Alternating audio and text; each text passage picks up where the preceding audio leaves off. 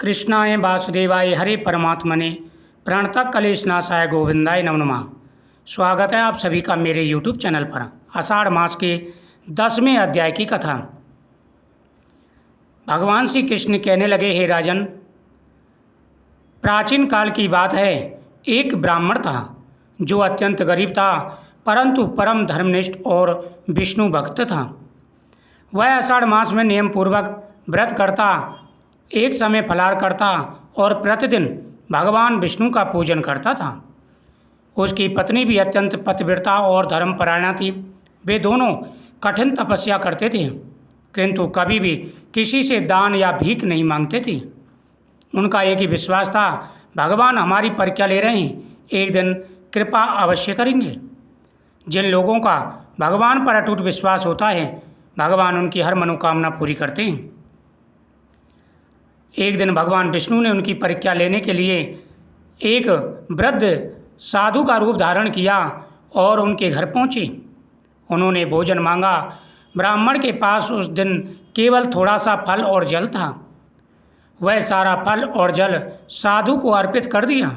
साधु ने कहा, मैं भूखा हूँ, यह पर्याप्त नहीं है। ब्राह्मणी ने अपने हिस्से का भी अन्न ला कर के दे दिया।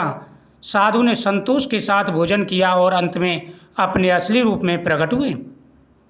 भगवान विष्णु ने कहा, हे भक्त, तुमने आषाढ़ मास का व्रत, नियम और सेवा धर्म से मुझे प्रसन्न किया है। तुम्हारी परीक्षा सफल रही। अब मैं तुम्हें धन, यश और मोक्ष तीनों प्रदान करता हूँ। तुरंत ही उनके घर में चमत्कार हुआ। धन, अन्न, वस्त्र और आभूषण से पूरा घर भर गया। ब्राह्मण ने वह धन धर्म कार्यों में लगाया और आजीवन विष्णु भगवान की भक्ति करता रहा।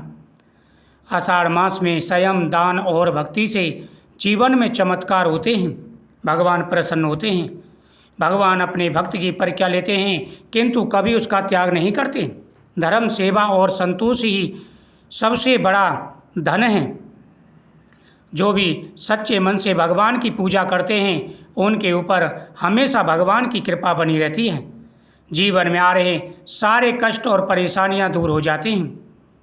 अनेकों ऐसे राजा हुए जिन्होंने अपने सत्य धर्म पर चल कर के अनेक प्रकार की परीक्षाएं दी और सभी परीक्षाओं में वह पास हुए और भगवान ने आखिर में उन्हें अपने धामों में स्थान दिया। जो भी सच्चे मन से भगवान की पूजा करते हैं, उनकी हर मनोकामना पूरी होती है।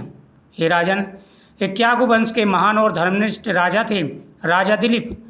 वह न्यायप्रिय, सत्यवादी और विष्णु भक्त थे, परंतु उन्हें संतान सुख प्राप्त नहीं था। राजा और रानी ने कई यज्ञ किए, लेकिन कोई फल नहीं मिला। राजा दिलीप महर्षि वशिष्ठ के आश्रम में पहुँचे। वशिष्ठ ने ध्यान लगाकर कहा, राजन, तुमने पूर्व जन्म में कामधेनु गौ की अपेक्षा की थी। उसी दोष के कारण आज संतान नहीं प्राप्त हो रही है। यदि तुम आषाढ़ मास में कामधेनु की सेवा करोगे तो तुम्हें संतान का सुख अवश्य ही प्राप्त होगा। राजा ने आषाढ़ मास में कामधेनु की सेवा का व्रत लिया। वह प्रतिदिन कामधेनु को जंगल ले जाते, उनकी रक्षा करते, पूजा करते और सेवा करते। उन्होंने किसी भी दिन सेवा में चूक नहीं की। एक दिन जंगल में एक सिंह आया और कामधेनु पर झपटा। राजा दिलीप ने तुरंत अपने प्राणों की आहुति देने का निश्चय किया। उसी क्षण सिंह अंतर्ध्यान हो गया। वह कोई और नहीं, स्वयं इंद्र थे, जो राजा की परीक्षा लेने आए थे। कामधेनु ने प्रसन्न होकर राजा को आशीर्वाद दिया, हे राजन, तुम धर्मनिष्ठ हो, तुम्हें एक तेजस्वी पुत्र की प्राप्ति होगी। आषाढ़ मास समाप्त होते ही रानी को गर्भ धारण हुआ। समय आने पर रघु नामक पुत्र उत्पन्न हुआ, जो आगे चलकर रघुवंश की महिमा का आधार बना।